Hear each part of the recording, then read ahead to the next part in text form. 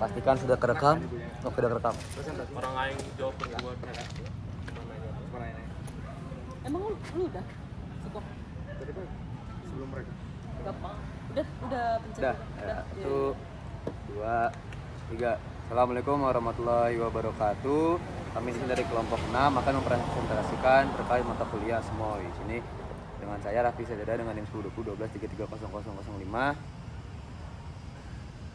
Oh iya, nama aku Jian Savereter dengan NIM 102012333025. Nama aku Aisyah Saida dengan NIM 1020123389. Nama saya Ronaldo, NIM 10201233 0336. Nama saya Ruben Asal kawan dan Bisa gede nggak suaranya? 7 Widadana dengan NIM 1020120417. Nah, pada hari ini kita akan membedah topik menarik dari Richard Elgar tentang bagaimana teknologi mengubah cara organisasi dikendalikan.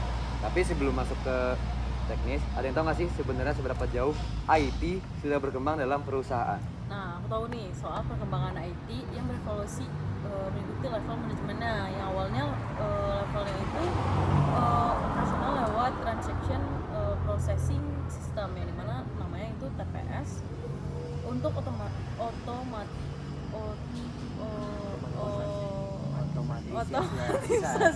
transaksi.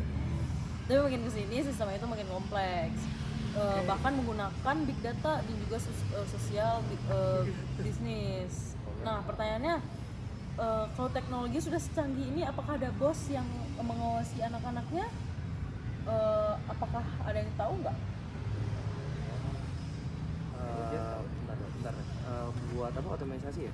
Ya. Seharusnya sih apa ya, bisa dibilang berarti perubahannya drastis banget dong. Yang namanya pengendalian hierarkis ke pengendalian terdesentralisasi, yang dimana kalau dulu tuh kan secara hierarkis ya asumsinya orang itu nggak bisa dipercaya gitu dan harus diawasi ketat lewat aturan itu. Tapi sekarang di sistem terdesentralisasi ini kita justru dapat mengandalkan nilai-nilai yang bersama, yaitu seperti komitmen karyawan lah, ibaratnya kayak gitu.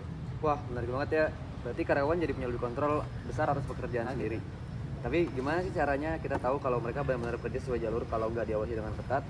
Ada yang tahu model dasarnya? Nah, ya itu dia fungsinya feedback control model. Simpelnya ada 4 langkah. Yang pertama itu kita menetapkan goal strategis, terus kita membuat matriksnya, terus kita membandingkan hasil kerjasama standar itu. Nah, lalu kita tuh bisa ngambil tindakan korektif kalau misalnya tuh dia meleset dari targetnya. Nah, untuk level organisasi kita pakai yang namanya balance scorecard. Bukan balance scorecard itu cuma fokus ke angka keuntungan doang ya? Itu sih bukan cuma itu ya. Justru ini sistem yang komprehensif karena menyeimbangkan perspektif finansial, pelanggan, proses bisnis internal, sampai pembelajaran dan pertumbuhan karyawan.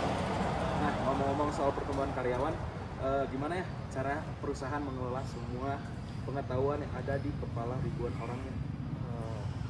Kalau misalnya kayak gitu tuh sebenarnya namanya tuh knowledge management gitu, ataupun upaya mengorganisir modal intelektual perusahaan. Yang biasanya itu ada 2 tipe tuh, di mana qualified knowledge yang sudah dibutuhkan ataupun masuk ke sistem dokumen, dan tacit knowledge yang dimana itu dasarnya adalah pengalaman pribadi. Untuk menyebarkannya menurut aku sederhana sih, kita juga butuh social network analysis sih, atau melihat hubungan informal di kantor gitu. Udah sih, kalau kata dari aku sih gitu aja sih sebenarnya. Apa Dalam jaringan sosial itu katanya ada peran-peran khusus ya? peran khusus benar sih, sebenarnya tuh ada peran khususnya, cuman ada yang namanya HUB sih kita tuh, ataupun pusat informasi, dan juga ada peripheral yang koneksinya tuh paling sedikit. Dan misalnya nih ada broker, ataupun ya ada broker lah yang menghubungkan satu kelompok dan kelompok lainnya. Nah, sekarang kan zamannya kan ibaratnya datanya kan yang jumlahnya udah gila-gilaan gitu, atau kita sebutnya big data. Kan apa itu cuma data yang banyak saja, kan enggak juga gitu. Kalau nggak cuma itu juga, big data itu melibatkan volume yang tinggi. Terus habis itu penggunaan semua data meskipun berantakan juga. Dan terpentingnya adalah perubahan pola pikir dalam mengambil keputusan. Dampak ke desain organisasi besar banget. Organisasi cenderung lebih kecil, strukturnya makin terdesentralisasi. dan koordinasi horizontalnya makin kuat. Jadi nggak ada lagi tuh yang namanya kaku karena semua terhubung lewat data. Jadi diskusi hari ini lengkap banget ya, bisa dibilang lengkap banget ya. Organisasi yang sukses yang sukses adalah yang bisa mengaplikasikan teknologi IT untuk pengendalian dan juga koordinasi yang lebih baik dari hierarkis menuju desentralisasi, mulai dari penggunaan dengan smart card sampai pemanfaatan big data untuk daya saing. Oke, mungkin cukup aja pembahasan dari kelompok 6. Kalau ada kurang ataupun salah kata mohon maaf. Assalamualaikum warahmatullahi wabarakatuh. Waalaikumsalam. Terima kasih.